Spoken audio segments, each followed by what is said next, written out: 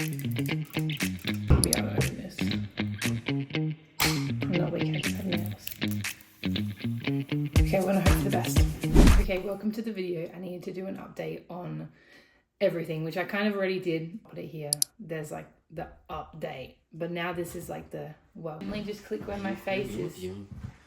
Gently just click where my face is. Yeah. Is it recording? On your big nose. Thank you. Enjoy the cold brew.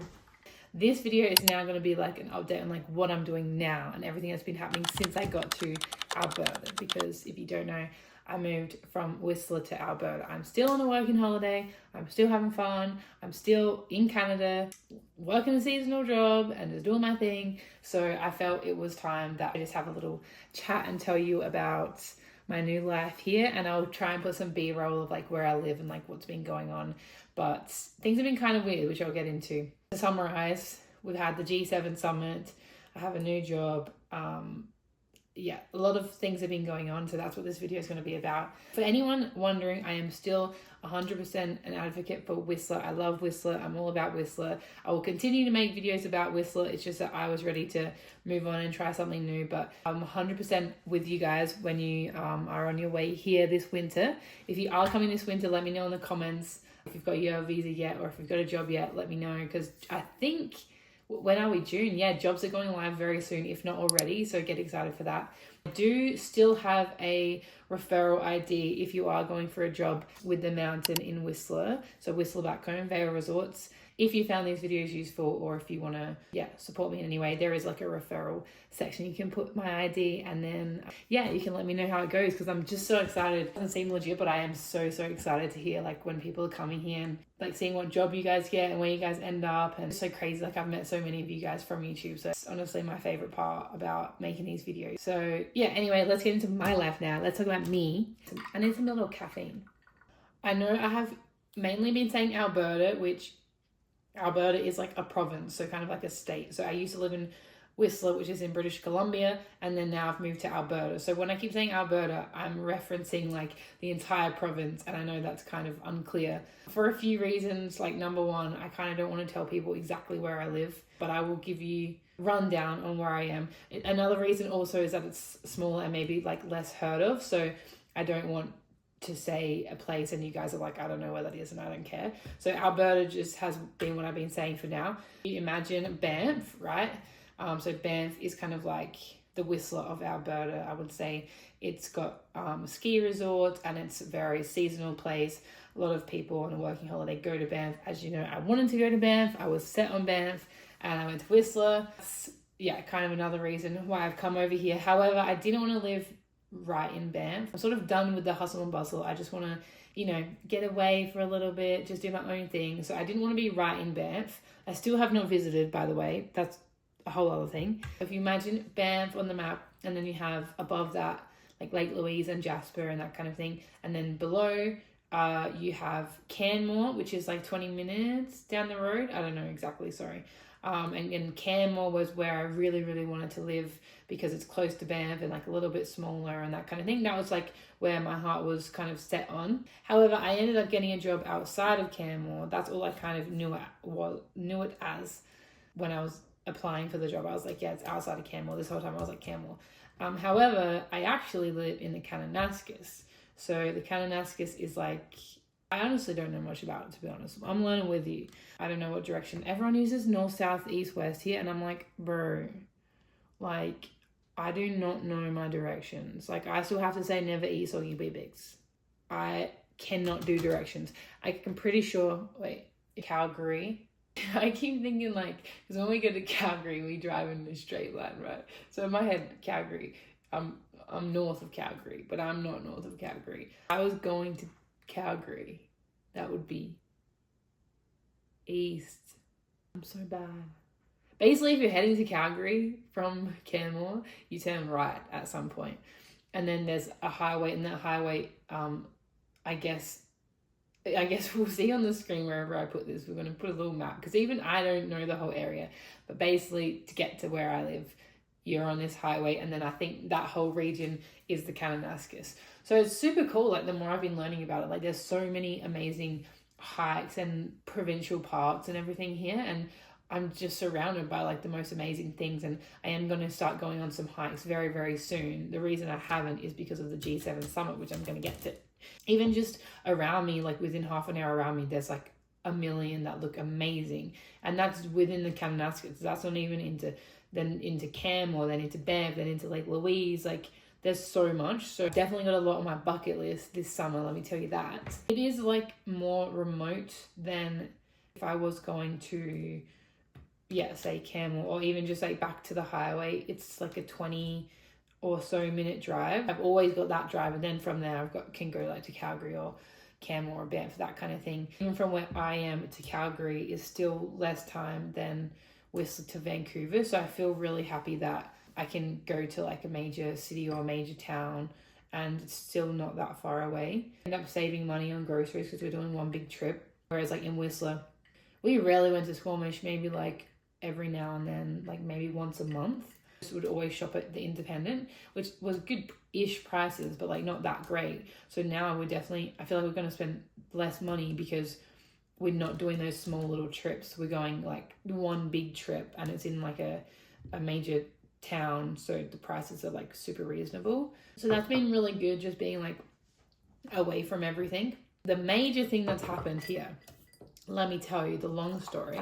When I was applying for the job, they did say in the interview that the start of the summer was going to be a little bit different because we were going to be closed for the G7 summit. At that time, I had no idea what that was. I was just like, he just said like the guests staying in our place are not going to be our normal people. It's going to be a little bit different because of the G7. And we were like, yeah, whatever, like doesn't bother us. Like, we're open to whatever. Still got work, so who cares? However, since coming here and being in amongst it, I know now that the G7 summit is where a bunch of world leaders get together and talk about important topics, usually around like centered around the environment, that kind of thing. So I don't know all the countries, I'll put it on the screen, but definitely obviously the US. So Donald Trump was here, which I'm sure you guys saw. Then obviously Canada was hosting it. Then I think it's the top 7 economies in the world. I've been doing a lot of reading about it because it's been so quiet at work. A bunch of world leaders were coming here. Security was really, really important. I'm allowed to say now, I'm pretty sure, like there's nothing wrong with it, everyone knows. The military were here to secure the area and to, I don't know, they do their thing because obviously all the world leaders were here.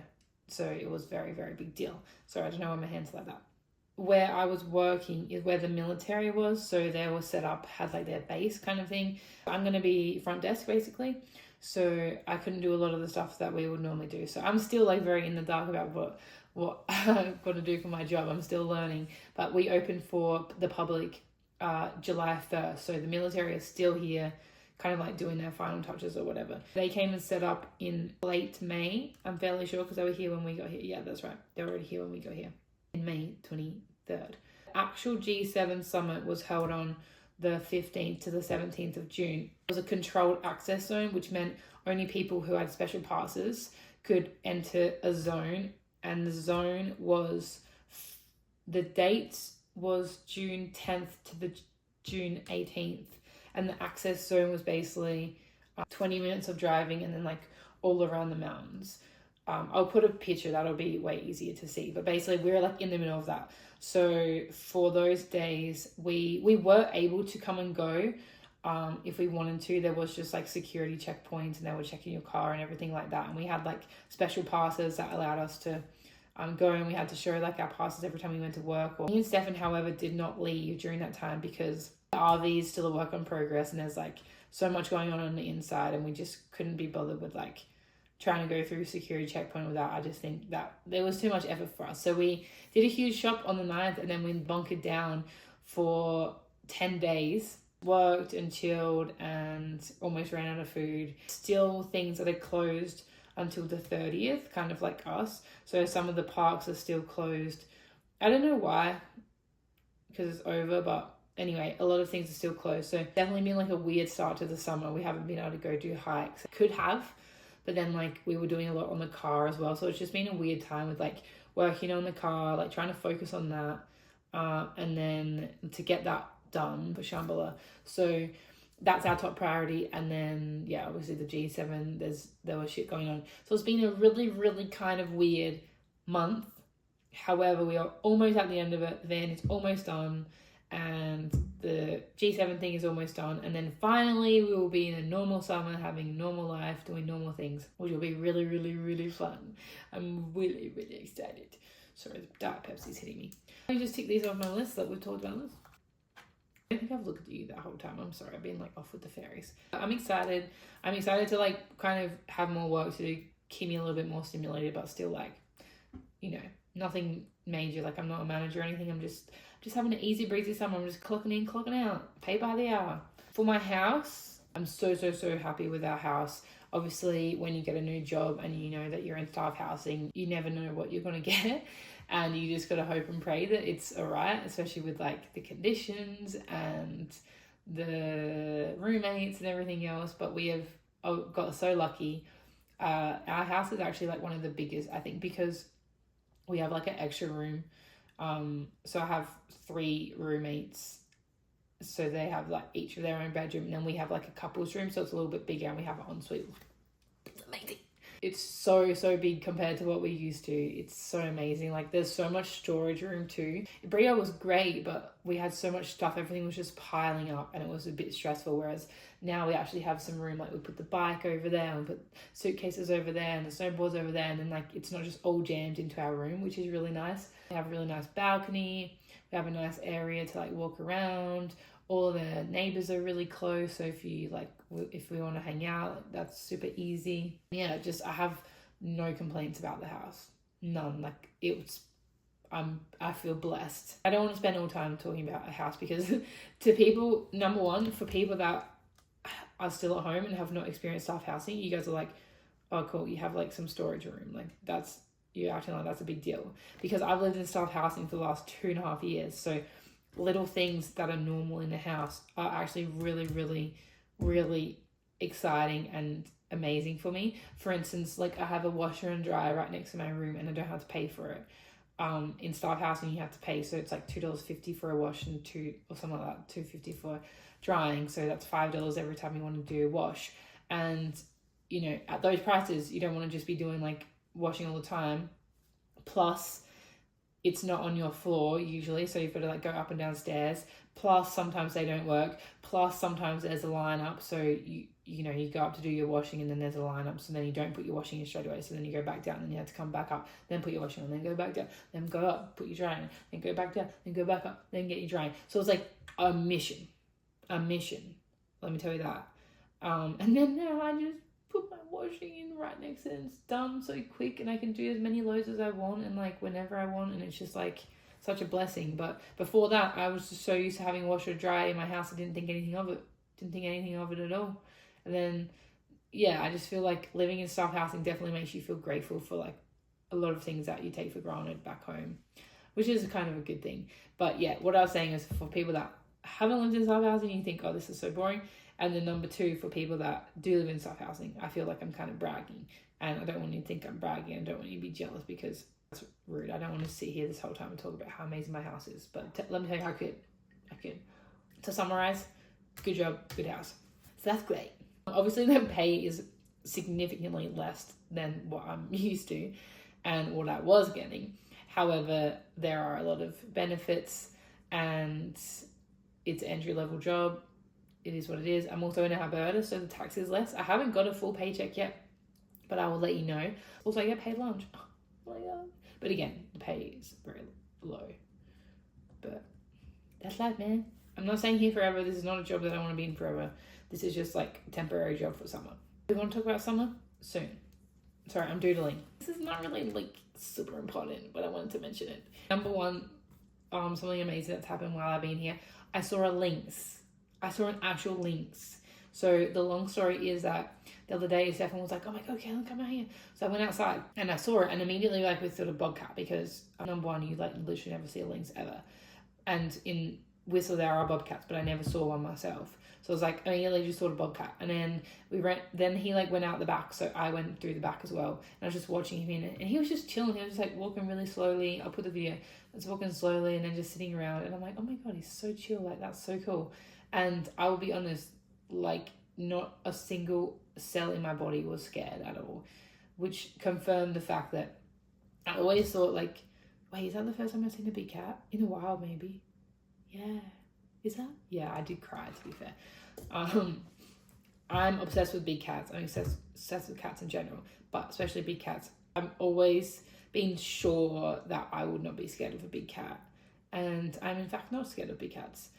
And if I go on to a big cat, then that's how I go out. And that's how I would want to go out, to be fair.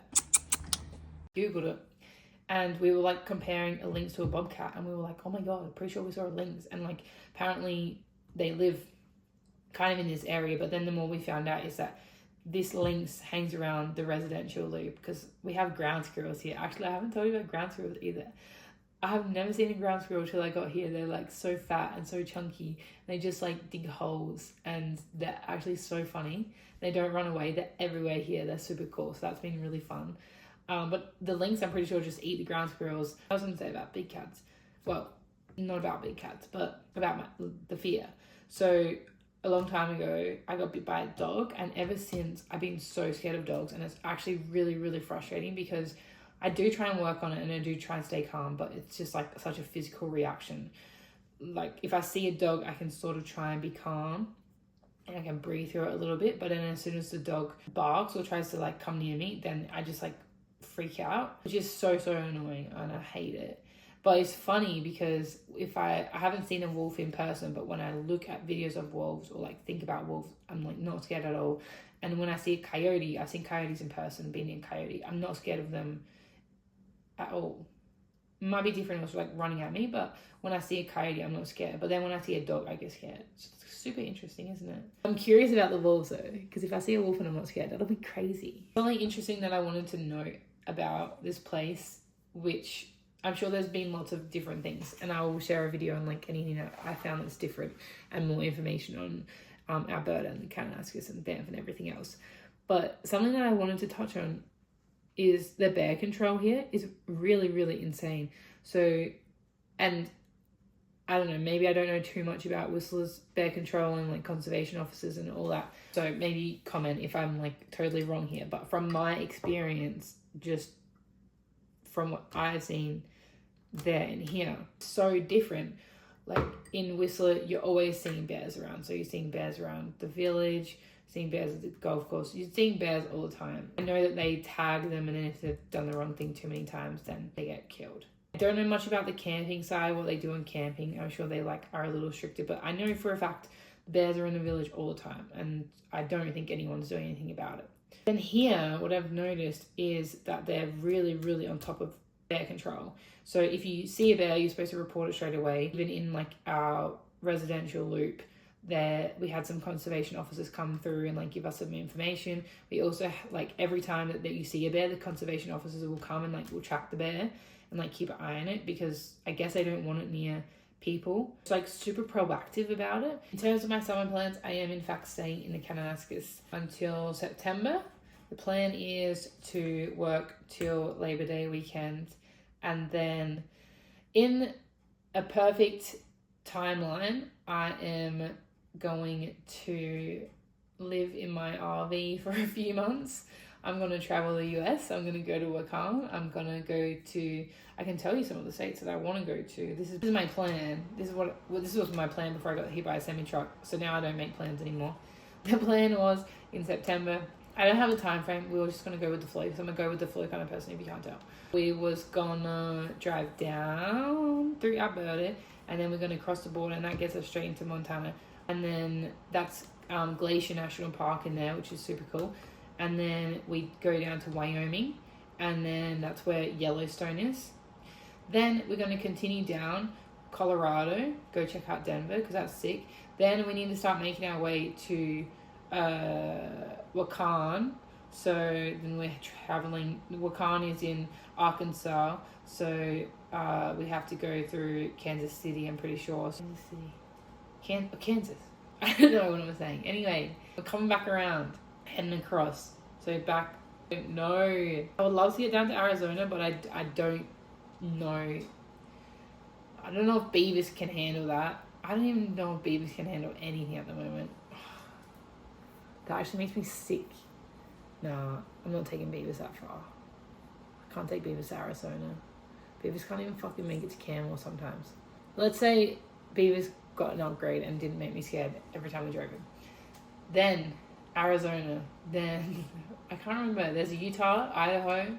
I want to go to Oregon, Washington again. Obviously that's back up. Am I missing a state in there? The more I'm saying it now, the more I'm like, oh my god, Beavis. Beavis is my RV. If you don't know, I'll put a thing up here if you want to click on the video and watch some stuff about my RV. But he's an old man. Semi-truck thing was unfortunate and didn't help the situation.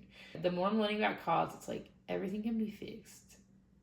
Maybe not everything, but every problem, there's a reason. It's not just like car stops working and you're like, don't know. That's how it used to be. I'm like, car doesn't start. Doesn't start. He doesn't want to. But now it's like, for instance, with the fuel pump, let me see if I can recite this. Car not starting. Right? So it's turning over, but nothing's happening. So then you go to where it arcs. It's not a spark. I said to Seven something about spark. He's like, what spark? And he's like, oh, the arc. And then later he's like, arc. I'm like, I clearly meant arc. He's like, there's no spark. Same thing.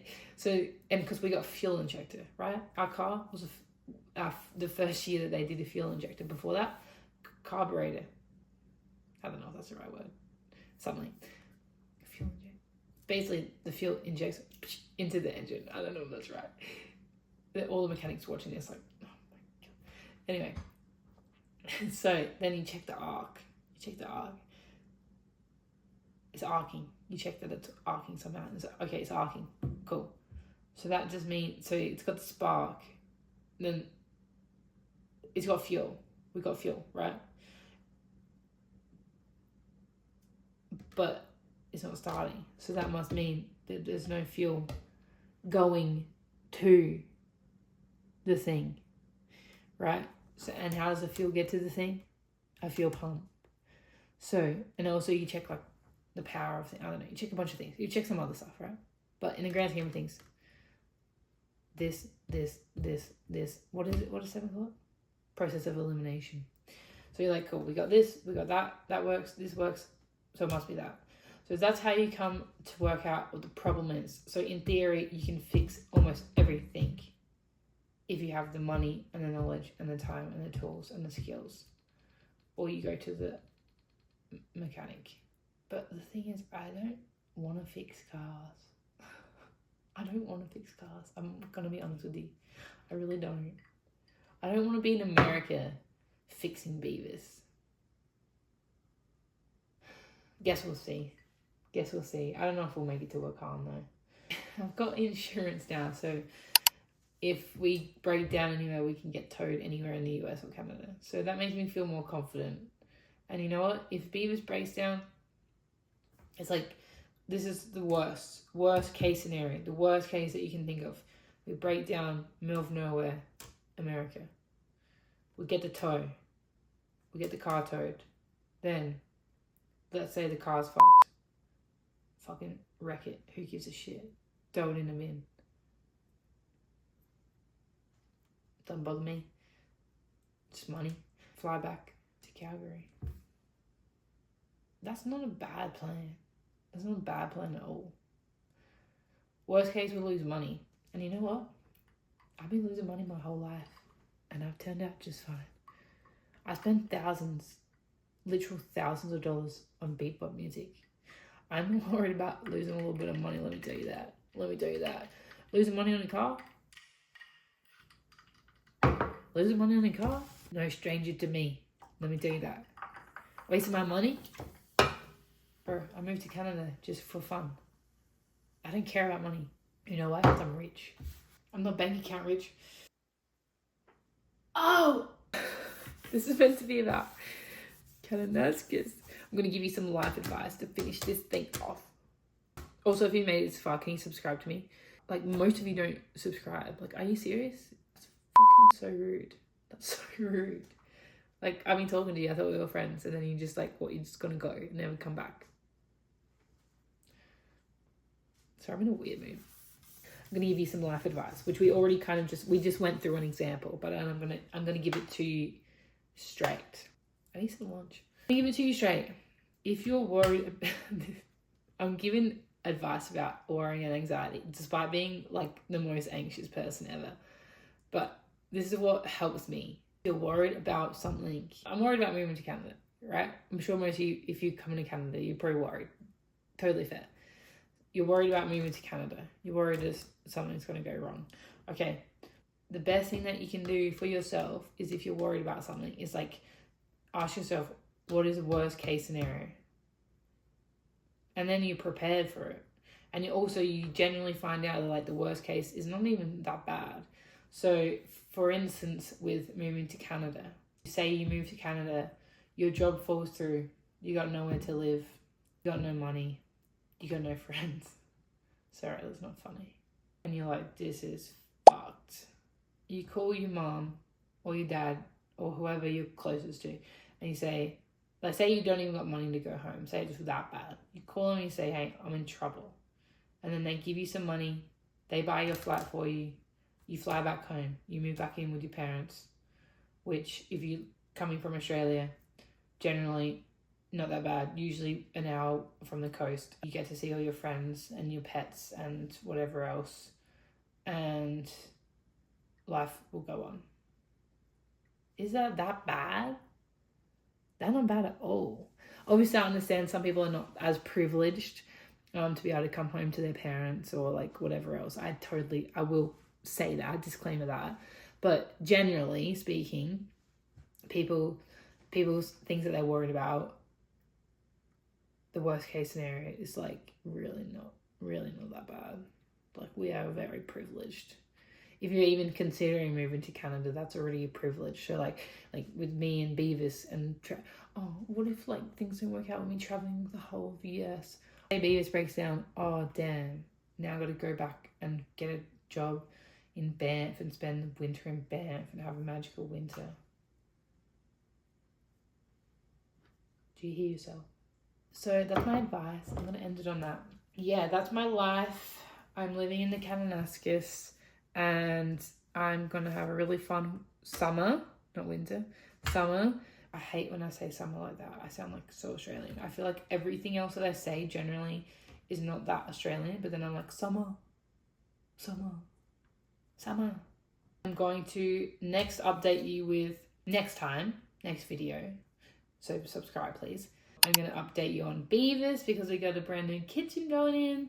I'm going to update you on visiting Banff and camping in the Kananaskis and hiking in the Kananaskis and whatever else I can think of. So yeah, get really, really excited for that. And if you have any questions about doing working holiday, coming here for winter, help with interviews, help with getting a job, help with getting housing, help with Whistler, anything like that, message me, comment here, message me on Instagram, whatever. Like, let's chat because I'm happy to help, and you're gonna have such a great time. And I know like this is prime time for moving to Canada. So yeah, get really, really excited. But if you made it this far, I really do appreciate you so much. Thank you for listening to me talk so much. You're truly the best. I appreciate you. Bye.